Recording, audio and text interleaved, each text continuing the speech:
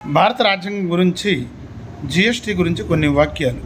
మిత్రులారా, కొంతమంది నా మిత్రులు ఏమంటున్నారంటే జిఎస్టీ వచ్చి ఈ దేశాన్ని ప్రతి ఒక్క వస్తువు మీద జిఎస్టీ పెట్టి అన్ని వస్తువులు పిరమైపోయాయి కదా, ఇది ఎంతవరకు కరెక్ట్ అని వాదించారు. వాస్తవమే, జిఎస్టీ తీసుకొని తన జేబులో వేసుకోలేదు.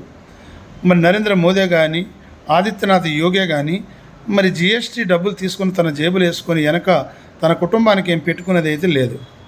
మిత్రులారా, జిఎస్టీ వచ్చిన తర్వాత ఎంత అభివృద్ధి పనులయ్యాయో మీ అందరికీ తెలిసిన విషయమే.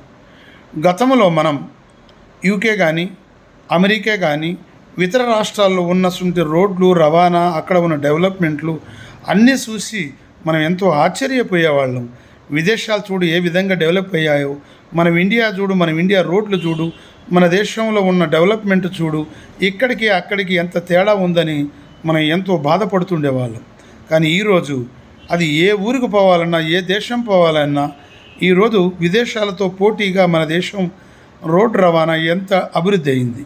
అదేవిధంగా యుద్ధ విమానాలు, బాంబులు, పిరంగులు, మరి ఈరోజు పాకిస్తాన్ సిగ్గుపడుతుంది. అదేవిధంగా అన్ని రాష్ట్రాలు కూడా మన ఇండియా డెవలప్మెంట్ చూసి ఈరోజు ఈ ఎంతో మరి అభివృద్ధి పనులు చూసి వాళ్ళు కూడా ఆశ్చర్యపోతున్నారు. కాబట్టి ఇవన్నీ జిఎస్టీతోనే వచ్చినాయే కదా, మరి డబ్బులు రాంది వాళ్ళ జేబుల నుంచి ఇస్తారా?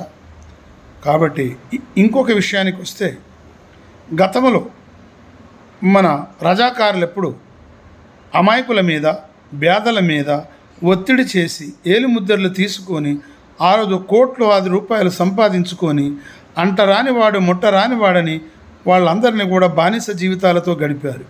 మరి ఈరోజు రాజకీయ నాయకులు సత్తా చేతుల ఉందని, అధికారం వాళ్ళ చేతులలో ఉందని, మనం ఏది చేసినా చెల్లుబాటు అవుతుందని వాళ్ళు రౌడీలను పెట్టి, గుండాలను పెట్టి వాళ్ళ చేతుల అధికారము ఉన్నదని ఈరోజు వచ్చేటప్పుడు మామూలుగా వాళ్ళు జాబ్ చేసేవాళ్ళు, మామూలుగా కొద్దిపాటు ఆస్తులు ఉన్నవాళ్ళు రాజకీయానికి రాగానే వేల పతులు, కోట్ల పతులు, కొన్ని లక్షల పతులు, అంతులేనంత డబ్బు సంపాదించి ఈరోజు అంచెలంచెలుగా ఎదుగుతున్నారు.